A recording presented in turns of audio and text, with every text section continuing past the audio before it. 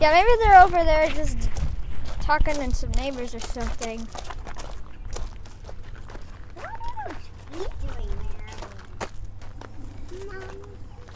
Mama and Papa, are you reading poetry again? Oh, look, there's Teddy.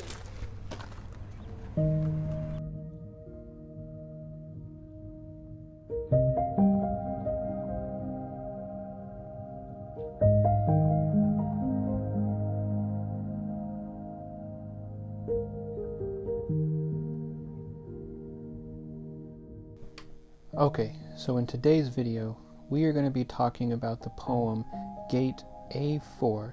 This poem was written by the poet Naomi Shihab Nye. She was born in 1952 to a Palestinian father and an American mother. Her poems have a unique ability to touch the human spirit. She writes in ways that speak to the connection that we have as humans to one another. She brings a unique perspective through her Arab American voice. I hope that you see her focus on the human spirit in this poem, Gate A-4. So at this point, I want you to pause this video and go to the link in the comments below and listen to her read the poem, Gate A-4. I've also provided a link to the text so you can listen to it and follow along on your screen with the words. So go ahead and pause now and listen and follow along to her poem, Gate A-4.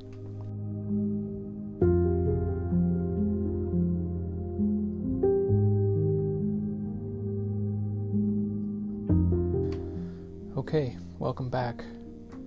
What a great poem, right?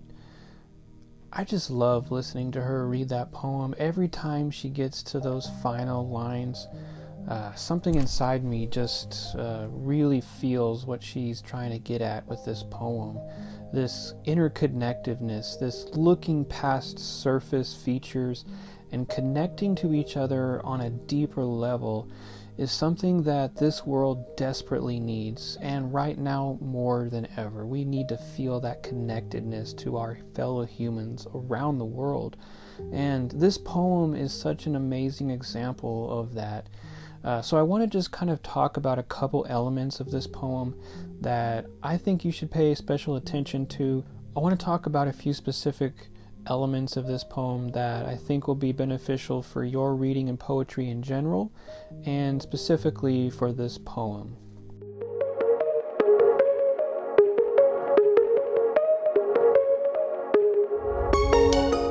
So one element that I want to talk to you about in this poem is sound.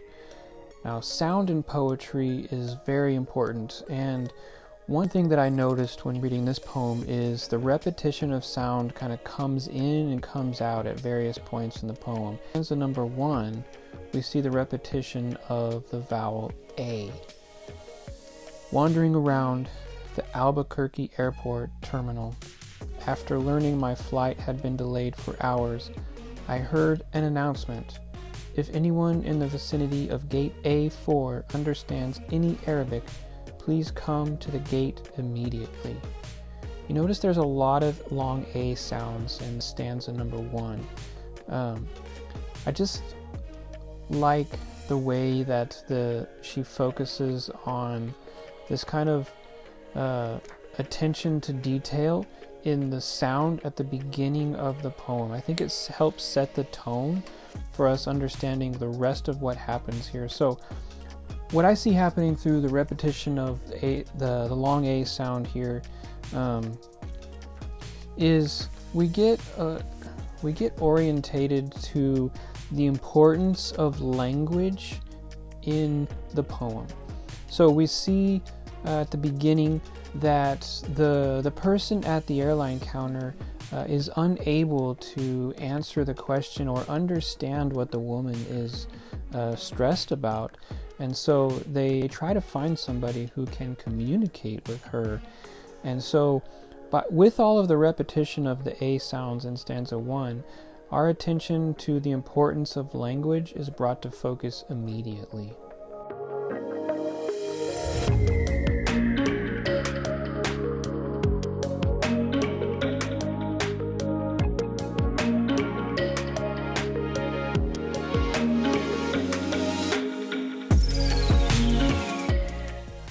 hope you noticed that stanza number 2 is one line.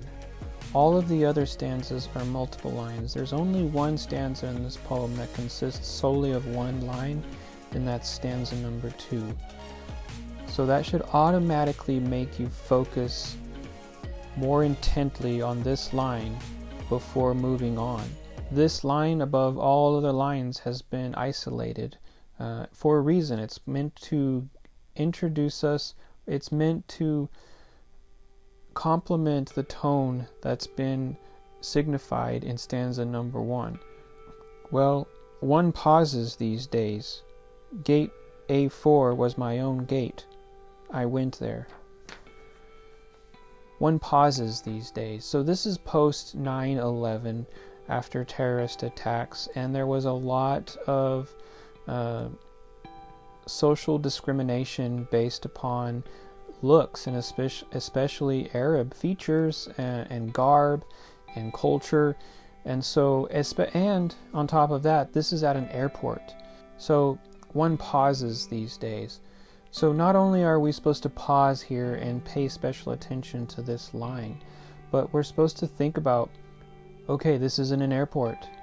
This is a culture that is unfamiliar to many Americans. And so we need to pause here and pay careful attention to the significance of this moment. And at the end of this line, at the end of stanza 2, she says, I went there. So she brings focus to the action that she takes to respond to the call that is broadcasted in the terminal.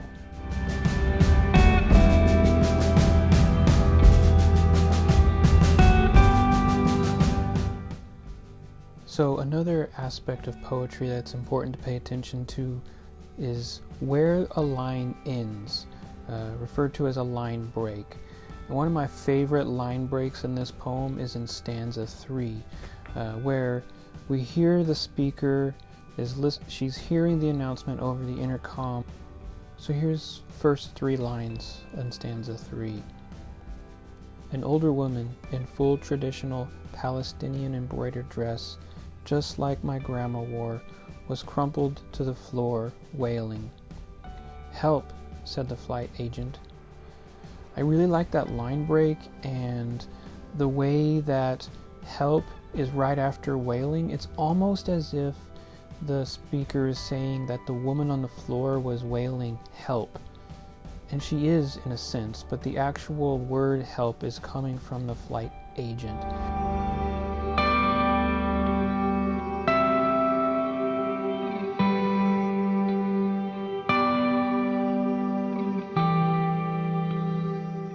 So in stanzas 4 and 5, this is where the connection between humans becomes the focus. So this is when the speaker approaches the woman, speaks to her in a language that's familiar to her, and they instantly have a connection. Language is important, and in this part of the poem, that becomes of true focus. And in stanzas 4 and 5, the connection between the speaker and the woman becomes stronger. She calls her son, she calls her other family members to reassure her. Then she calls her father and lets her father talk to the woman. And if, like she says in the poem, they recognize that they have at least 10 mutual friends between the two of them. I love that moment in the poem because that shows the interconnectivity between us as humans globally, worldwide. This shows how small of a world we live in, even though at times it can seem so huge and so vast, and the distance between you and I is great, or the distance between you and someone in another country, in another culture, is so vast. And yet we all connect to hearing a familiar voice, to hearing a familiar sound. These are human nature characteristics.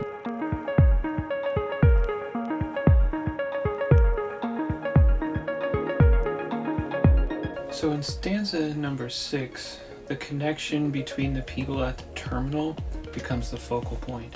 So the woman who was so anxious and stressed just moments before is now relaxing, finding connection with the speaker, and is now starting to share Did you see how I covered my sneeze in my elbow? It's pretty good. Anyways, she's starting to open up and share with the speaker and with the people in the gate A4 area in general. She starts sharing the cookies that she brought. We see all the women have powdered sugar on them, and sound again becomes more significant in the latter half of this poem. And one of the sounds that I enjoy so much is the lovely woman from Laredo. I love those L sounds hanging off of each word and drawing into the next one. And it's just a celebration of that stressful moment being alleviated. And everybody there is just taking a part of this moment of celebration of the human spirit and being able to connect with the small joys and the moments where we are able to be connected to the world around us.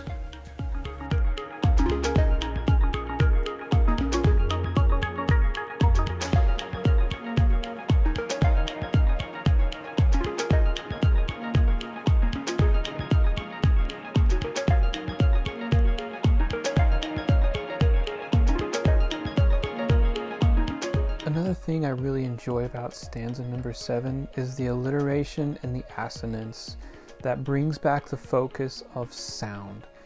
So towards the end of stanza number 7, we get these lines.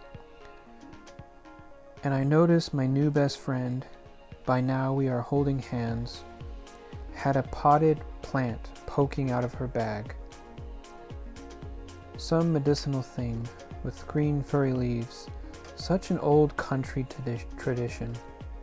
Always carrying a plant. Always stay rooted to somewhere. I like that repetition of potted plant poking, and then at the end, always, always. That repetition of always. And I also like how this idea of an absolute gets repeated in stanza number 8. So we get this absolute in always, always. Always carry a plant, always stay rooted to somewhere. And then the very last line of the poem, another single line stanza. This can happen anywhere. Not everything is lost. Anywhere and everything, more absolutes. What I love about these last couple stanzas is the refocus on language, on sound, and what the poet is trying to get us to think about.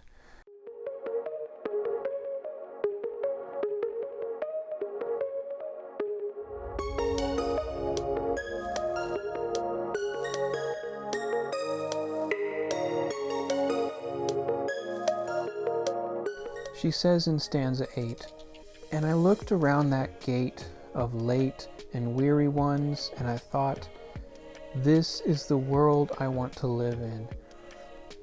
I love that so much, because don't we all want to live in a world where no matter who is around us, no matter what ethnicities, races, cultures, languages, that we can just share in each other's core emotions? Everybody has times where they're anxious and confused and upset.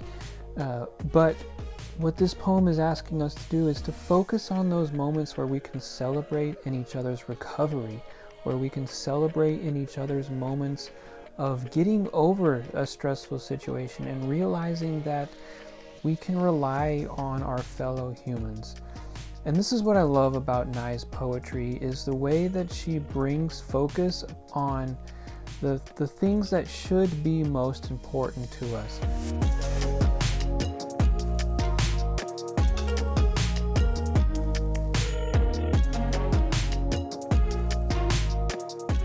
Here's what I want your comments to focus on below. What does this poem say about human nature to you? What should we value? What should we focus on? What should we celebrate? Focus your comments on that below and let me know what you think this poem is telling us about the significance of human connection, the significance of valuing each other's emotions and our well-being. Okay, that's it for this video. I hope you enjoyed this poem. It's personally one of my favorites. So, as you continue reading poetry and experiencing new poems, I hope you begin to develop an enjoyment for the language that poems explore. I hope you enjoy the sounds, the artistic choices in the line breaks. I hope you pay attention to alliteration, to assonance, to rhyme, to rhythm. I hope these are things that you're starting to look for and enjoy. All right, I'll see you next time.